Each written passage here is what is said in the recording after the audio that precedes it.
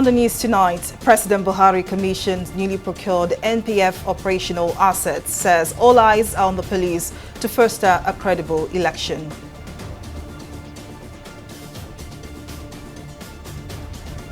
Ahead of the 2023 polls, INEC says the election will not hold in 240 polling units.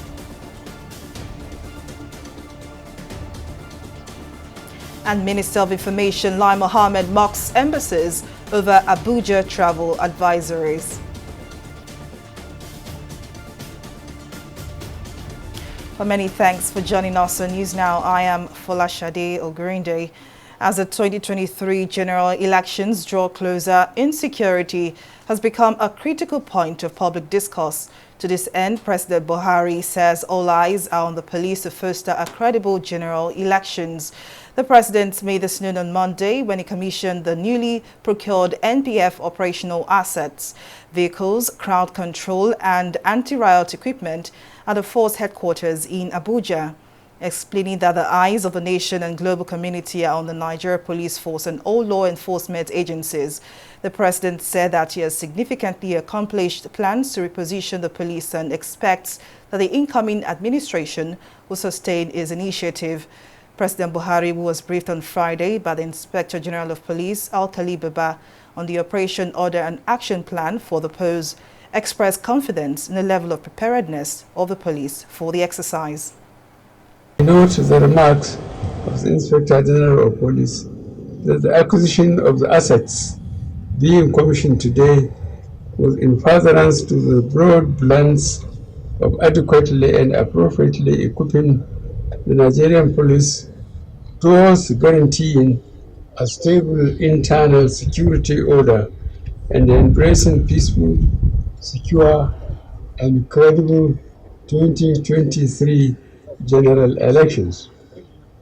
My pledge to bequeath to the nation a democratic culture in which the police will not only be apolitical and impartial during the 2023 general election, but in which the process will be peaceful and secure, and the outcome truly reflective of the free will of the citizens. This vision can thus be achieved through an efficient police force, and I am delighted that the force leadership is advancing my vision in this regard. Ahead of the forthcoming general elections, the Independent National Electoral Commission, INEC, has disclosed that no election will be held in 240 polling units across the country. The INEC chairman Mahmoud Yakubu revealed this on Monday at a meeting with leaders of the 18 political parties at the Commission's headquarters in Abuja. Yakubu said no new registrants chose the polling units and that no voters indicated an interest in transferring to them during the last continuous voter registration CVR exercise, mainly for security reasons. At previous meetings, we also briefed you on our efforts to redistribute voters to the polling units in order to avoid the congestion that made voting cumbersome in many of them nationwide. This requires the redistribution of voters to new polling units in proximate locations. Where they are separated by distance, this must be done after consultation with the voters. This has been done by our state offices nationwide.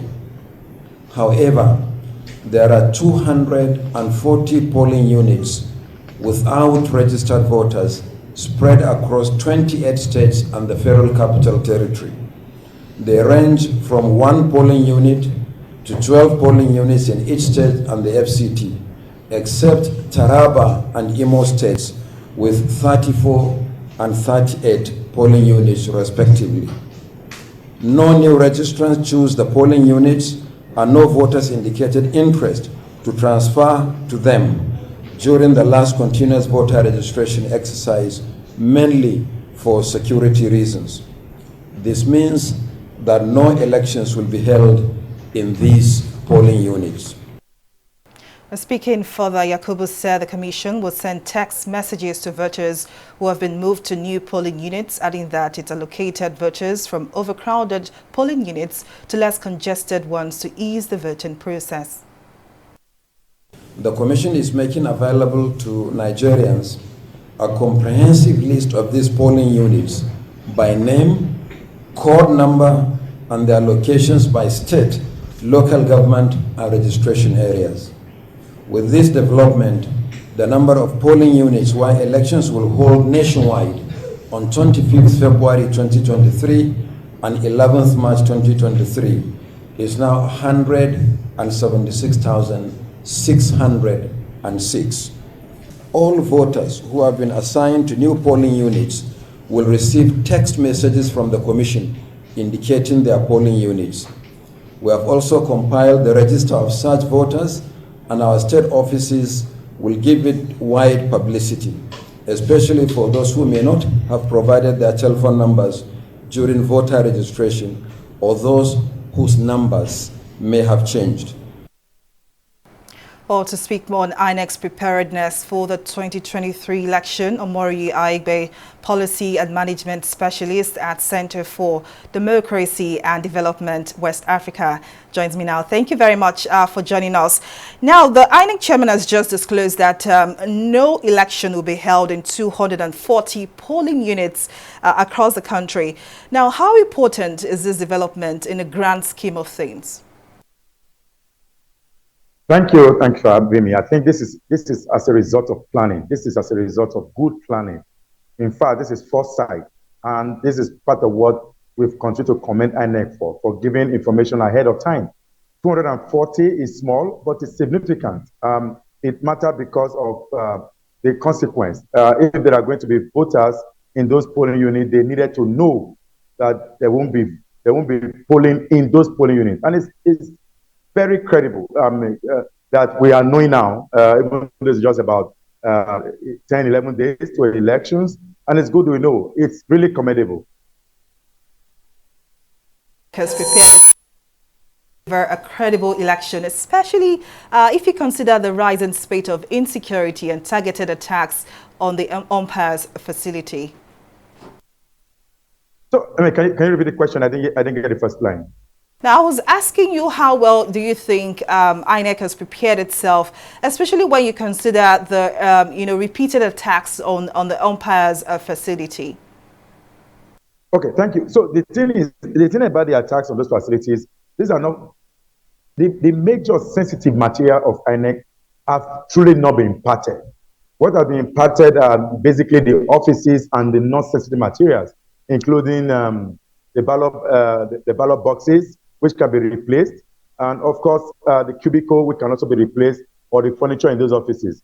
But INEC facility, as it were, talking about BVAS, and although there have been attacks also on PVC, which INEC have made attempt to replace in Ogun and Osun and elsewhere, but basically the main sensitive materials, which has to do with the ballot papers, the BVAS, the bimodal voter accreditation device, has not been impacted at all. So we are clearly seeing an election holding on the 25th of February. Again, security issues are not within the purview of INEC to control. We just heard now that the president has commissioned some asset for Nigerian police force because of the election. So we anticipate that the police will be well coordinated to nip in the bud various security challenges. But again, even though we have commended INEC for letting us know that 240 polling units, there won't be a poll, but there are other very high at-risk locations. High-risk location that we are still thinking that there may not be polling. But if INEC had come now just 10 days before the election, that they are now certain that polling will not hold in 240, that's reassuring, really reassuring, that polling will now hold in 176,606 polling units across the Federation. That is incredible. And I think it's an act of preparedness. It's an act of election risk management. It's an act of foresightedness, which I think I need to give to INEC at this time. Just before I let you go, I want you to share your insight on this controversy about INEC leaving the transportation and logistics of sensitive materials to the NURTW, which many find quite controversial. Do you agree? It's been controversial from time immemorial because there is no national asset that can transport those materials. ENEC has always relied on the transport union to continue to do that. But part of what we continue to say is that when citizens know the electoral process, when citizens know what it means to defend their mandate, they can actually do that even though you are suspecting the person who transport those materials. If those materials don't get to polling unit, the people who want to subvert the process will also not get the vote. So my thought is that having to know that the materials will be with this agency, it is for citizens to put that agency on high level check. And if possible, even though I do agree to some sentiment, particularly coming from Lagos, that a certain individual ought not to be chosen, or that park ought not to be given the responsibility to transport material. Don't forget, it's a union. One person doesn't own all of the vehicles in that park. It's owned by individuals who play a role in those parks. But I think that even when you know that this person, my father told us many stories years ago, that it is better to give money to the thief to keep, that anytime you want the money, the thief will bring it. But if you keep it somewhere else, the thief can easily go there and take it. I think that if we suspect these individuals that they may subvert the process, it is good for us to know that they are the ones, and they will put it in their hand, let them take those material there. Rather than, if you don't put it in their hand, they end up going to block or eventually intercept those materials and then block it. It will be more of a challenge for us. Question really, is that still the best option? But that is definitely a conversation I'd like to take further next time. Amori Aigwe, Policy and Management Specialist at Center for Democracy and Development, West Africa. Thank you very much for your time and your contribution. And now to politics. The People's Democratic Party, PDP, has announced its decision to put off its presidential campaign rally in Rivers State, slated for Tuesday, February 14, 2023, due to the rise in attacks on its members and supporters of its presidential candidate, Atiku Abubakar. Addressing journalists in Port Harcourt on Monday, Chairman of the PDP Presidential Campaign Council in the state, Senator Lee Mayeba, said Governor Nyesom Wike had already declared members of the campaign council and Atiku supporters in the state as enemies of the state. Mayeba explained that supporters of the PDP presidential candidates in the state have been suffering different forms of life-threatening attacks from May 2022, when Wike lost the party's presidential ticket to Atiku Abubakar. The Minister of Information and Culture, Lai Mohammed, has mocked foreign embassies which issued travel advisories warning their citizens to avoid Abuja due to the risk of a terrorist attack. Speaking on Monday at the 25th edition of the President Muhammadu Buhari PMB Scorecard Series, Mohammed warned foreign countries to stop issuing frivolous travel advisories. According to him, the advisories unsettled many residents and foreigners who fled the nation's capital despite the assurances from the federal government. He added that there has been no threat in Abuja, the country's capital, since the travel advisories issued by the United Kingdom and the United States. President Muhammadu Buhari has approved a work plan for the National Council on Climate Change. The president conveyed his approval at the inaugural meeting of the council chaired by him, with Vice President Yemi Osinbajo as Vice Chairman and the Director General of NCCC, Salisu Dahiru, as Secretary, among other members. The president also approved the deployment of staff from key ministries, departments and agencies to the council to ensure its effective takeoff. Responding to a number of requests by the Director General of the Council and ensuring a smooth takeoff and operationalization of the Council, President Buhari approved the proposed institutional arrangement for the Council as presented. The proposed institutional arrangement organogram for the Council as presented. B. The draft abridged work plan of the Council as presented. C. Deployment of staff from key MDAs for the effective takeoff of the Secretariat. E. Operationalization of the office space to provide conducive working environment for the Council. F. Development of open market carbon trading framework and infrastructure phase 1 in collaboration with M/S Rose Hill Group Limited. G. Subsuming of the Energy Transition Plan and Office into the National Council on Climate Change to ensure continuity and sustainability of the initiative in accordance with the Climate Change Act 2021. The council needed to sign off on those activities to give the secretariat the go-ahead to start carrying them out. In essence, they include the operationalization of the office itself, because this is a climate change institution. We want to ensure that we comply with all the requirements of climate change compliance as it is in the Act and also in Nigeria's obligations under the NDCs and the net zero target. Over 100 anti-corruption civil society organizations and thousands of their supporters have staged a massive protest in Lagos in continuation of their call for the removal of Chairman of the Economic and Financial Crimes Commission, EFCC, Abdurrashid Bawa, over alleged continued disobedience of court orders. Speaking at the protest, the chairman of Center for Anti-Corruption, Debo Adediran, who spoke on behalf of the anti-corruption CSO, said the call for the removal of the EFCC boss was founded on the realization that some anti-democratic elements had joined the civil society's back in the fight against corruption. According to the CSOs, the fixation of the EFCC boss on certain individuals and institutions when grievous petitions capable of bringing the economy down are left unattended gives the anti-corruption war under the leadership of Bawa a dangerously political colorization. Anything that is against the law, that is deliberately done with impunity, is corruption.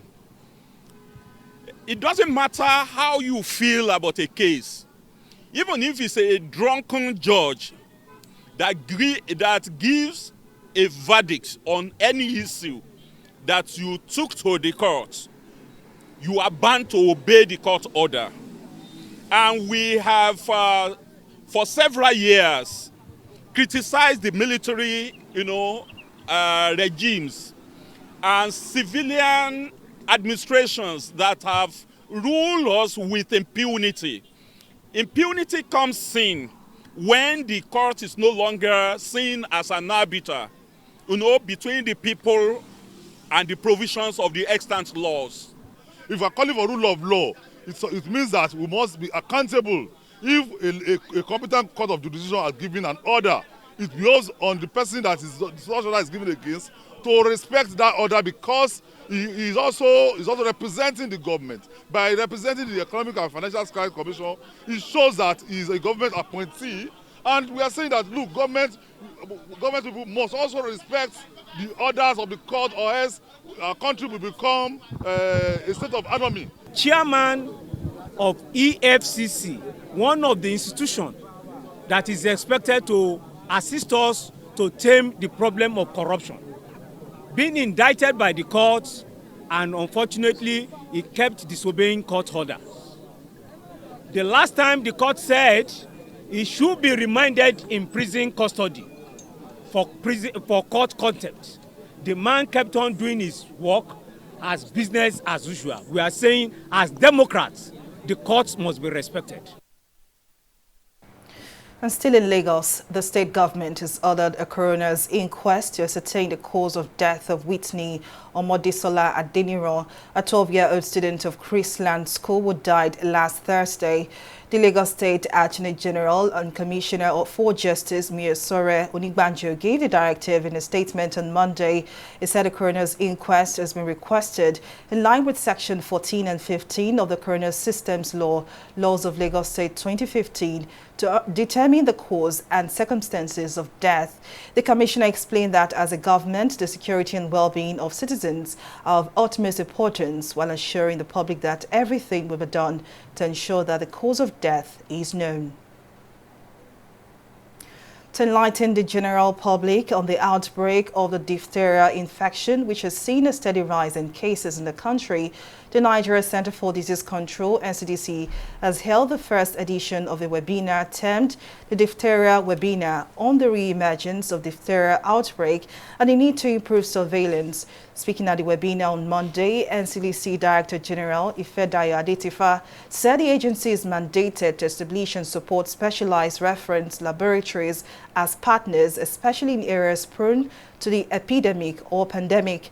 Adetifa also revealed that despite the NCDC lacking the capacity to build facilities in several states across the country to diagnose diphtheria at the moment, the agency has taken proactive measures to curtail further spread of the disease.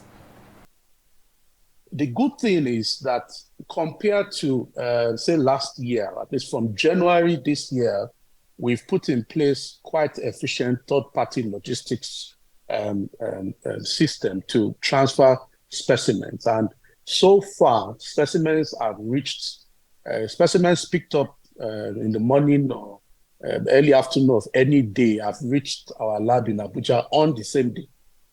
And we'll continue to monitor the turnaround time for specimen transportation. Obviously, it's not ideal.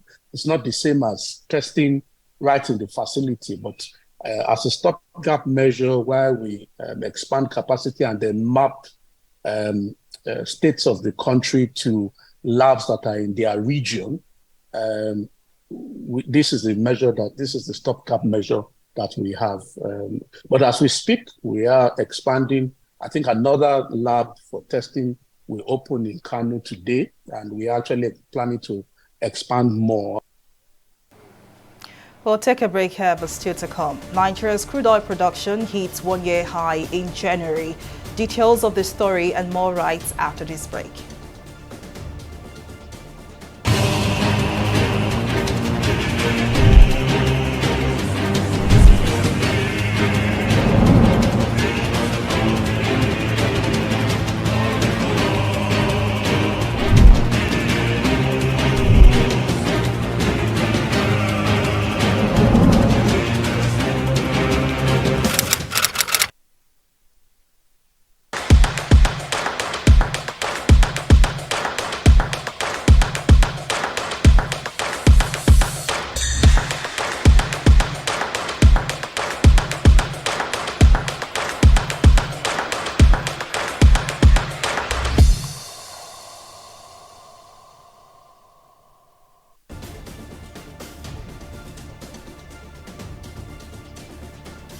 Welcome back. Now here is a recap of some of our top stories tonight. As the 2023 general elections draw closer, insecurity has become a critical point of public discourse. To this end, President Buhari says all eyes are on the police to foster a credible general election. The president made this known on Monday when he commissioned the newly procured NPF operational assets, vehicles, crowd control and anti-riot equipment at the force headquarters in Abuja.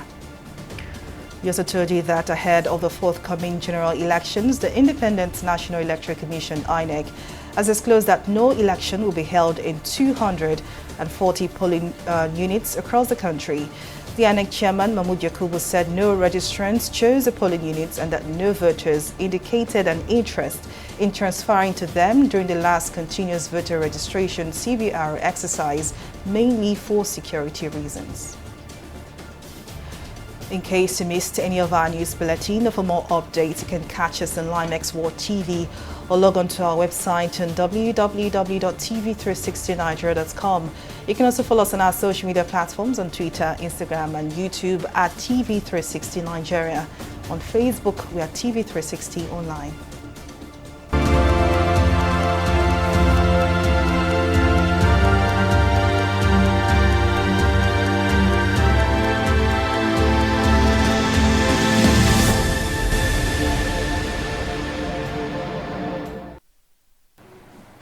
Gavi's board of directors has approved the appointment of Mohammed Ali Pate as a chief executive officer of the Vaccine Alliance following an extensive recruitment process. Pate will assume the position on August 3rd, 2023 and replace Seth Beckley, who will step down after 12 years at the helm of the alliance. A proven global health leader with experience at the national and international levels, Dr. Pate will lead Gavi as it continues its work to support routine immunization, outbreak response, and COVID-19 vaccinations around the world. We'll take another short break and be back with more stories in business. Just stay with us.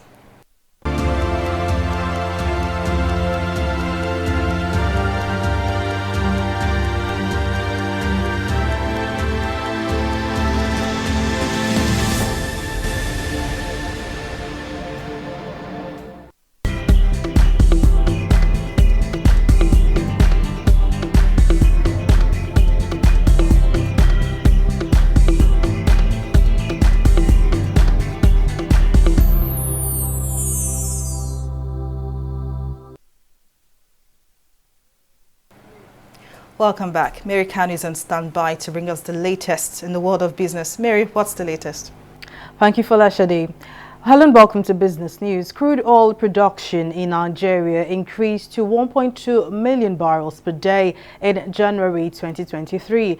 According to the latest crude oil and condensate production report of the Nigerian Upstream Petroleum Regulatory Commission, the production figure is 2% higher than the 1.23 million barrels per day recorded in December 2022. The figure also represents the highest oil production since January 2022, when output averaged 1.39 million barrels per day. Nigeria's average oil price has steadily increased since the third quarter of 2022. We'll take a short break and return with stock market review. Just stay with us.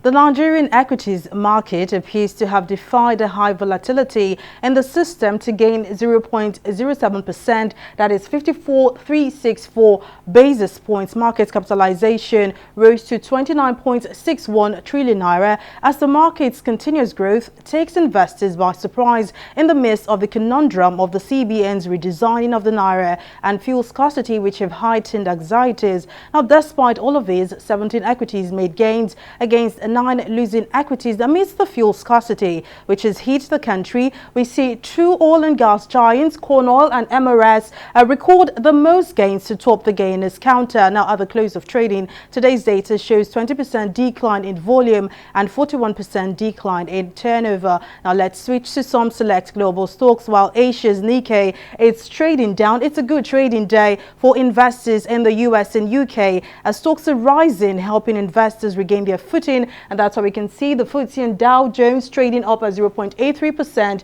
and 0.92%. Well, that's the stock market review. Folashade, back to you. Well, many thanks, Mary, for that update. And on the foreign scene, 19 people, including 9 volunteers with the armed forces, have been killed in 2 attacks in jihadist Burkina Faso. Local inhabitants and a security source said on Monday. An official with Volunteer Force told newsmen that the attack in Demba was carried out by around 100 armed men who surged into the village in pickups and on motorcycles, opening fire before taking on the VDP. The attacks brought the death toll from armed insurgents to around 64 last week alone, up from around 50 the week before. One of the world's poorest nations, Burkina Faso, has been rocked by a jihadist insurgency that spilled over from neighboring Mali in 2015. In entertainment, veteran Nigerian entertainer Jude Chukwukwai set to thrill music lovers with a cover version of the music single Early Momo, a track originally owned and performed by rapper Vector, featuring singer Good Girl LA. The actor and singer, who is well known for his several renditions of trending songs, announced his cover version of Eli Momo at a press conference in Lagos on Monday. Produced by Jude Viber team, Chukwuka teams up with his wife Mira Chukwuka to render his cover version of the song. Giving details of the collaborative effort to journalists, the entertainer said performing a cover version of the original song has served as a platform to reveal his musical side to Nigerians, and that he is open to collaborations with musicians in the industry. When it comes to music, I'm eclectic. There's no kind of music I can't listen to. I play Ayinla Omowura, I play Alhaji Mamman Shata, I play Mariah Jos, I play Oriental Brothers, I play Michael Jackson, I play Al Jarreau, I play David Sanborn, I do Curtis Blow. So I am not music. I'm saying I can't be genre bound when I want to express myself. Naira Marley is Afro hip hop, and I've done a lot for these young boys too, for Whiskey, Vector himself, for Davido, for Two-Face and all that. I've done for all of these guys. If you go on my Instagram page, you will see the songs I've done for them. So in expressing myself to when I dared to veer into music, the genre that best expresses what I want to pass across is what I will identify with and roll with. Like, this is a ballad music, but it expresses love. And you see the woman here, I love her die. It is anything that makes her happy. He draws my attention to this kind of songs. Sometimes when he keeps playing them, I just see myself singing the song too. So, and then the song really makes him happy, and that happiness was transferred to me too. So we just love the song, the lyrics of the song, the way it makes us feel when we are singing it. There's a way we feel, so we just love the song. In sports, Paris Saint-Germain striker Kylian Mbappe has made a faster than expected return to training after suffering a thigh injury against Montpellier on February 1. On Saturday, coach Christophe Galtier said he did not think Mbappe would play on Tuesday. Mbappe was seen training ahead of the round of 16 Champions League first leg home ties with Bayern Munich. Qatari-owned PSG are seeking to stay on course to win the Champions League for the first time in their history. And that's the size of our news bulletin. Many thanks for watching. I am Folashade Ogurinde. Bye for now.